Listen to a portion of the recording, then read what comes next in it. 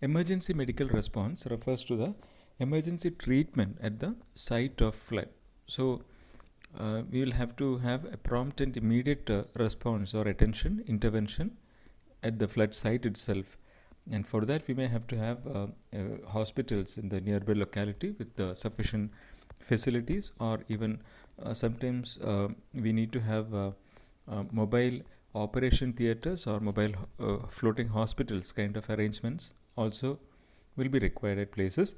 And then resuscitation equipment, then x-ray, mobile x-ray machines, scanning, and so many other things, and including the the basic medical medicines and other things are should be available for providing to the people who are affected by this.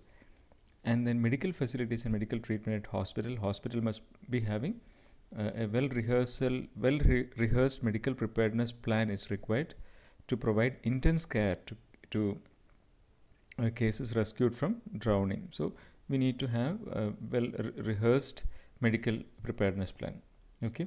And then mortuary facilities and disposal of dead bodies, I think this you can understand the need of this in connection with the COVID cases which is reporting across the globe.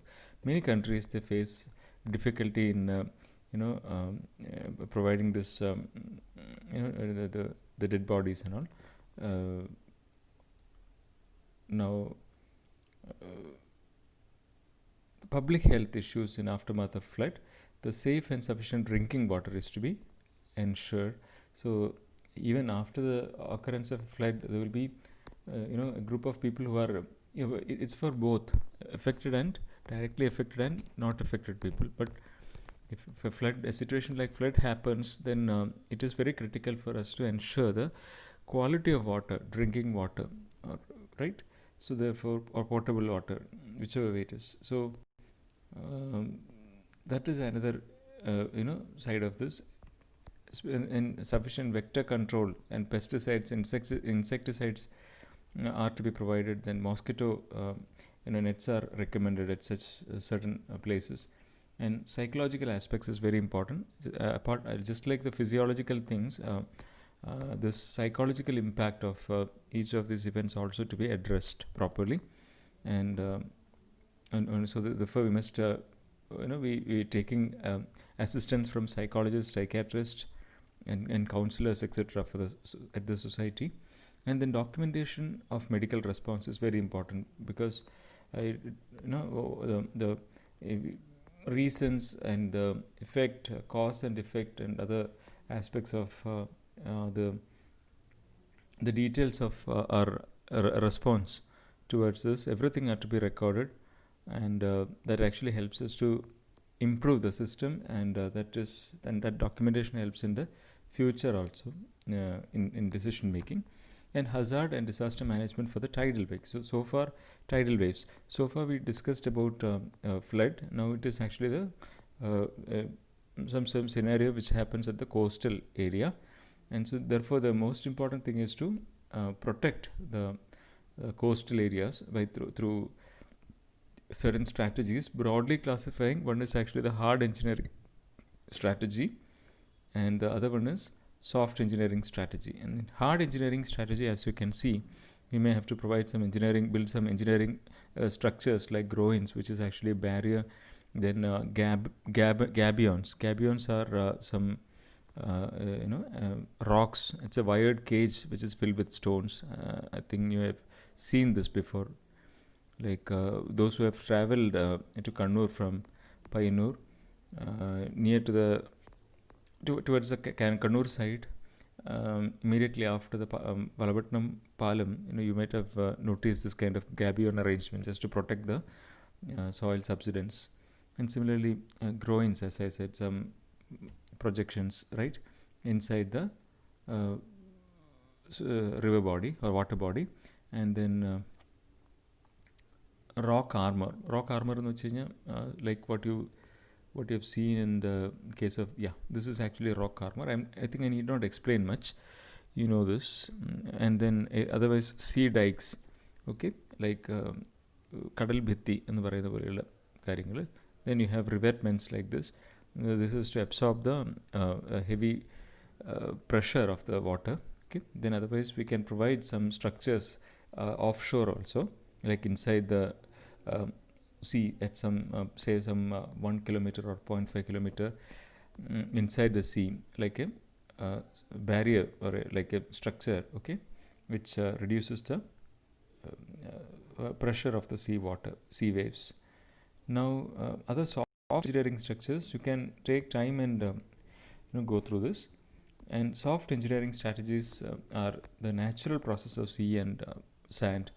എന്ന് വെച്ച് കഴിഞ്ഞാൽ ഞാൻ ഒരു ആള് ആയിട്ട് ഒരു ആലപ്പുഴയിലുള്ളൊരു വ്യക്തിയായിട്ട് സംസാരിക്കുന്ന സമയത്ത് പറഞ്ഞൊരു ഇൻട്രസ്റ്റിംഗ് ആയിട്ടുള്ളൊരു കാര്യം, അതാണ് എനിക്ക് എന്താ ഓർമ്മയിൽ നിൽക്കുന്നത്. അതായത് പ്രത്യേകിച്ച് നമ്മൾ ഈ കടൽ ഭിത്തി കിട്ടുക അല്ലെങ്കിൽ ഏതെങ്കിലും തരത്തിലുള്ള റെസിസ്റ്റിംഗ് സ്ട്രക്ചർ ചെയ്യുക എന്ന് പറയുന്നത് ഒക്കെ നമുക്ക് ചെയ്യാം. പക്ഷേ അതിനേക്കാളുമൊക്കെ അത് പലപ്പോഴും തകർന്നു പോകാറുണ്ട്, അല്ലെങ്കിൽ പലപ്പോഴും അതിന് ഇത് ചെയ്യാൻ മെയിൻ്റനൻസ് ചെയ്യേണ്ടി വരും, ഇതൊക്കെ വേണ്ടി വരും. പക്ഷെ അതേസമയം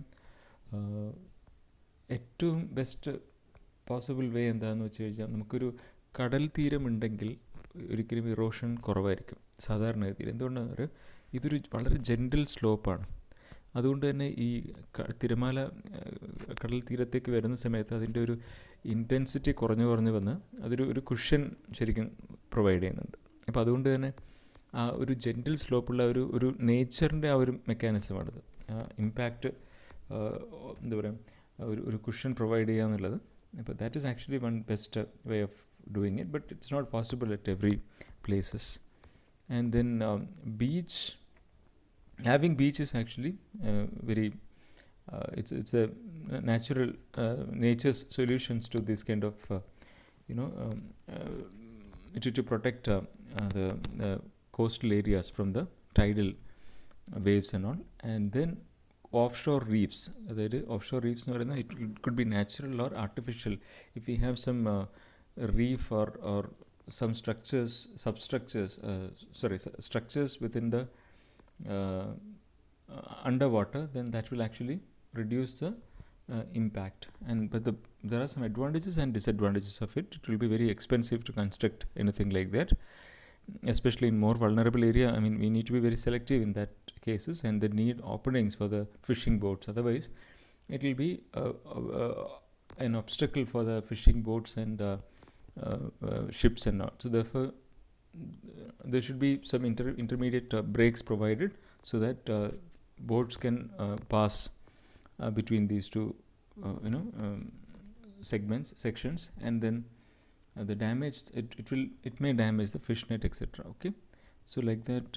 And then beach advantages, disadvantages, natural hazard in coastal area states, earthquake, cyclonic wind, storm surge, cyclones, and flood by incessant rains, tsunami. These are the natural hazards in the coastal states in India. And since we come under this, then I think we are familiar with all the events.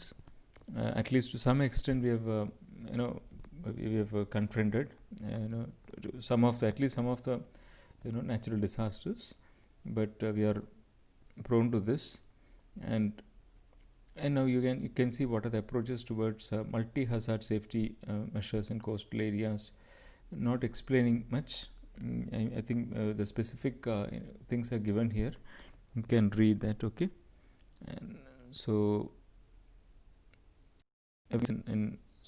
everything is in specific point. So I'm not much explanations are required here, and that's why I'm trying to close the discussion. So tsunami warning centers, how to set up this, and like that. Okay, so okay, thank you all. I wish we come to the conclusion of this session, okay, to the whole subject. Thank you.